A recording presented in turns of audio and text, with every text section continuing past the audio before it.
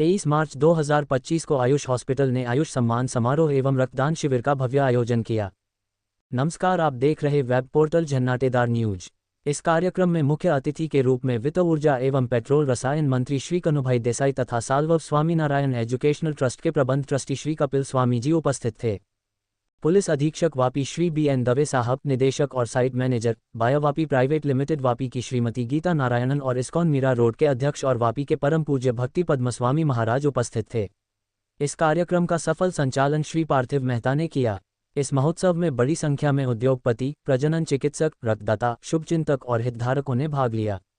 कार्यक्रम सफल रहा और रक्तदान शिविर में 114 यूनिट रक्त एकत्रित हुआ।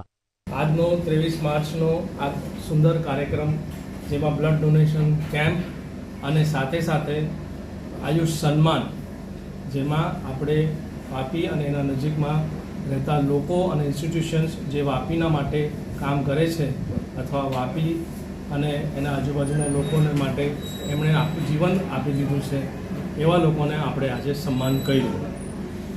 આ પ્રોગ્રામમાં Shri Kanubhai Desai, cabinet minister, chief guest હતા।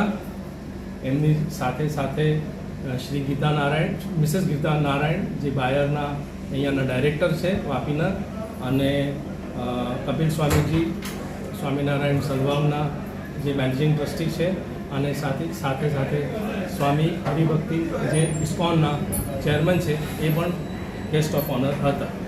કેટલામાં બ્લડ ડોનેશન કેમ્પ છે ને ક્યાં ક્યાંથી ડોનેશન?